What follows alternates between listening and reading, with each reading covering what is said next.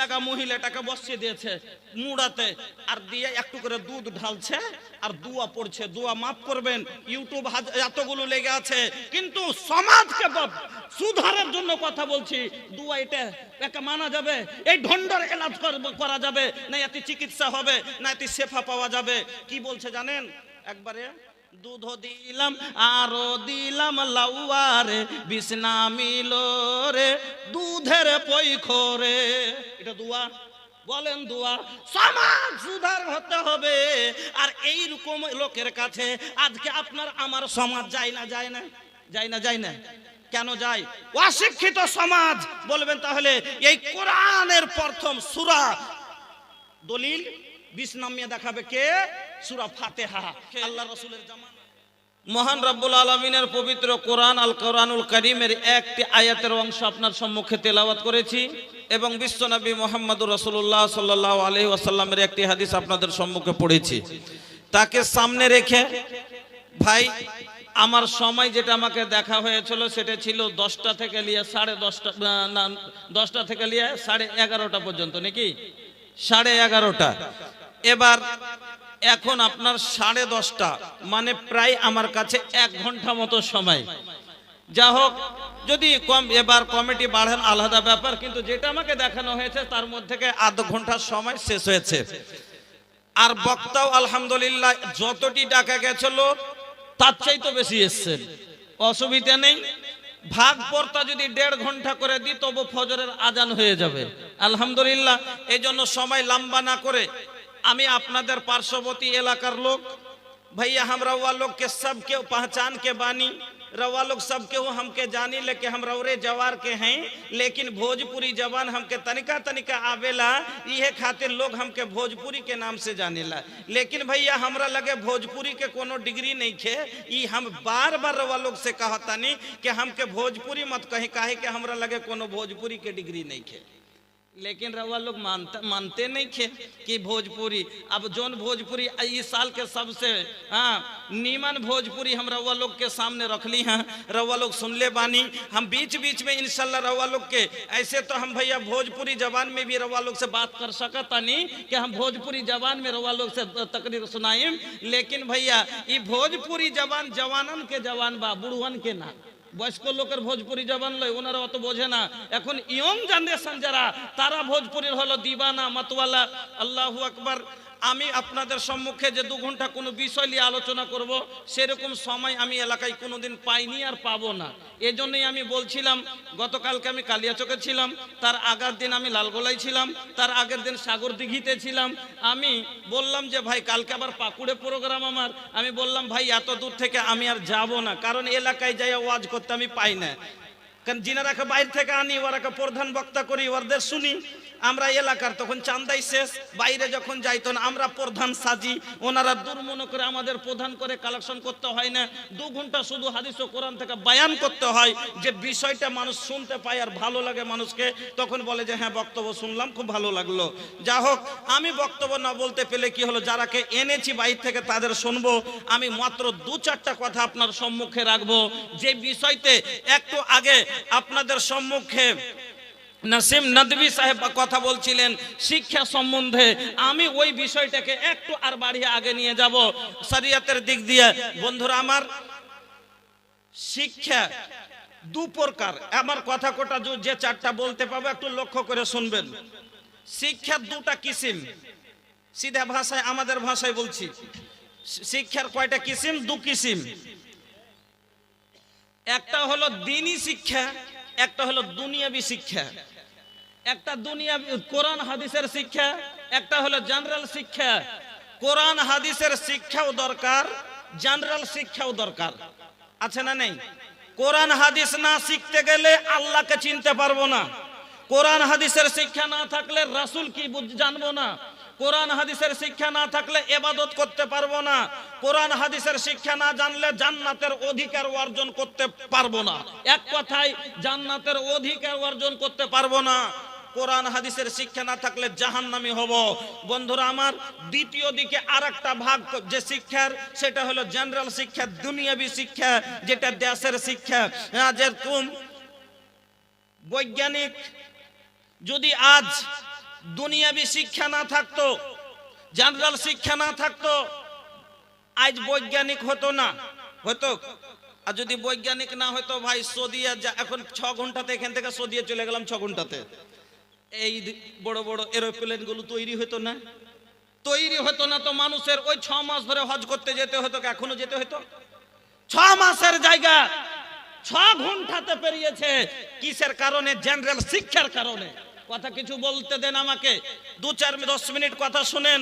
General শিক্ষা যদি না থাকতো, তাহলে আজ যদি ইঞ্জিনিয়ার না হতো, তাহলে আজ বড় বড় পুল গালা, ব্রিজ গালা যে নদীর ওপরে আছে, আচ্ছা বিনা ইঞ্জিনিয়ারে এই পুল কি তৈরি হয়েছে?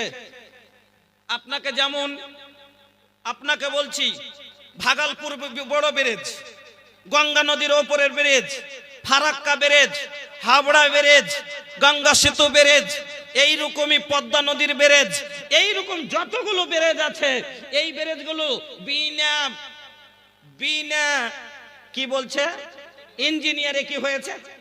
হয়েছে না। যদি না হতো তাহলে আজ যোগাযোগ ছিন্ন হয়ে থাকতো, তাহলে আমাদের জন্য যাতায়াত অসুবিধা হয়ে থাকতো। তাহলে জেনারেল শিক্ষা আপনার জন্য আমার জন্য সুবিধা করেছে। জেনারেল শিক্ষা না থাকলে ডাক্তার হতো না, ডাক্তার না হলে চিকিৎসা ছাড়া আমরা অনেকজন মারা যেতাম, চিকিৎসা ছাড়া ডাক্তার চিকিৎসা ছাড়া মারা যেতাম। কিন্তু এবার আমি যেটা বলতে চাইছি, আমার পয়েন্টটা বুঝবেন, ভালো করে নোট করেন, ভালো করে বুঝবেন। একটা এলাকায় যদি একটা ইঞ্জিনিয়ার হয়, এলাকার সবারই জন্য কাফি আছে, যথেষ্ট আছে, ঠিক না? ঠিক। এলাকায় একটা ইঞ্জিনিয়ার, আমরা যদি 14খানটা গ্রাম সবাই পাকা বাড়ি করি, একটাই লোকে কেমন করে তৈরি করতে হবে বলে দিতে পারবে? পারবে না? পারবে না? একটা লোকই ছক এঁকে দেবে, একটা লোকই আপনাকে বানিয়ে দেবে। এলাকার একটাই লোক যথেষ্ট, একটা ইঞ্জিনিয়ার হলে। একটা যদি ডাক্তার থাকে আর গোটাই গ্রামের লোক যদি পেশেন্ট হয়ে যায়, তবে একটাই ডাক্তার তাকে সারাবার জন্য যথেষ্ট, ওষুধ দেওয়ার লেগে। একটা যদি বৈজ্ঞানিক হয়, তাহলে অনেকগুলো মানুষের জন্য সুবিধা। কিন্তু আপনি বলুন, আপনার নামাজ আর এলাকা নয়, আপনার নামাজ কি আপনার নিজের ভাই পড়ে দিতে পারবে? আপনার অসুখ হলে গোটাই গ্রামের লোক একটা ডাক্তারের সবাইকে চিকিৎসা করে দিবে। কিন্তু দিনের শিক্ষা এমন শিক্ষা যে আপনার গোসল ফরজ হয়ে যায়, তো অন্য কেউ লোকে করে দিতে পারবে না। পারবে? পারবে না। আপনার নামাজ অন্য লোকে পড়ে দিতে পারবে না, আপনার ইবাদত অন্য লোকে করে দিতে পারবে না। এই জন্য দুনিয়াবি শিক্ষার চাইতে দ্বীনি শিক্ষা। আজ যদি তৌহিদ কাকে বলে, আজ আপনি আমি জানি না। তৌহিদে উলুহিয়াত কাকে বলে জানি না, তৌহিদে রুবুবিয়ত কাকে বলে জানি না, তৌহিদে আসমায়ে সিফাত কাকে বলে জানি না। এই অশিক্ষার কারণে সমাজে শিরক বেদাত ঢুকে আছে।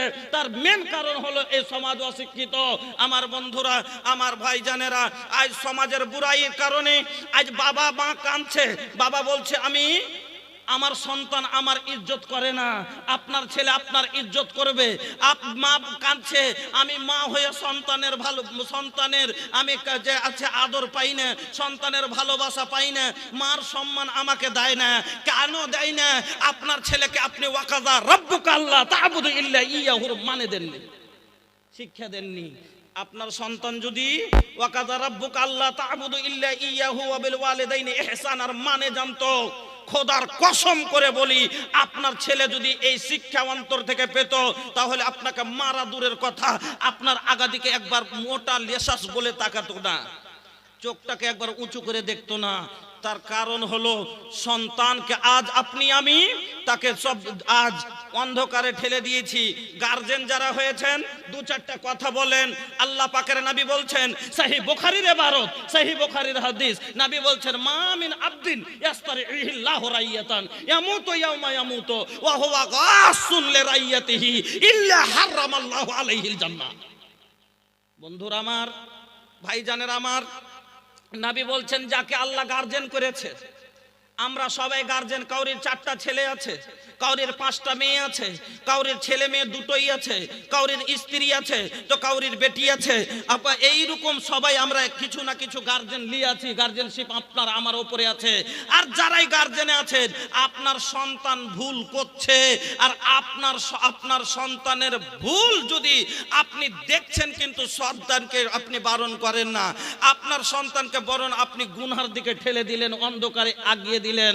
দ্বিতীয় কথা হলো, আপনার মাথার উপরে দায়িত্ব ছিল আপনার সন্তানকে হালাল বুঝিয়ে দেওয়া, আপনার মাথার উপরে দায়িত্ব ছিল আপনার সন্তানকে হারাম বুঝিয়ে দেওয়া, আপনার মাথায় দায়িত্ব ছিল আল্লাহকে চিনিয়ে দেওয়া, রাসূলকে চিনিয়ে দেওয়া।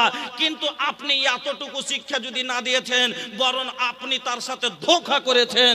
আর এইরকম গার্জেনের উপরে নবী বলছেন, এই অবস্থাতে তার যদি মরণ হয়ে যায়, ইল্লা হারামাল্লাহু আলাইহিল জান্নাহ, এই গার্জেনের উপরে জান্নাত হারাম। নারে তাকবীর! এই গার্জেনের উপরে জান্নাত হারাম।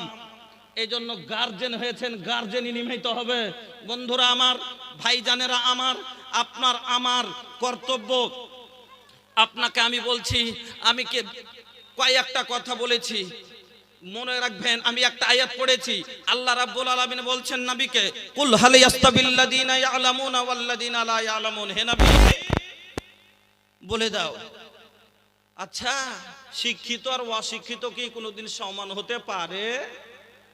একটা শিক্ষিত একটা অশিক্ষিত সমান হতে পারে? যদি সমান হতো তাহলে হাল চাষ করাও যায় কোর্টে বসতো। যদি সমান হতে পারতো তাহলে কলেজের প্রফেসর চড়িয়ে বনে যেত নাকি?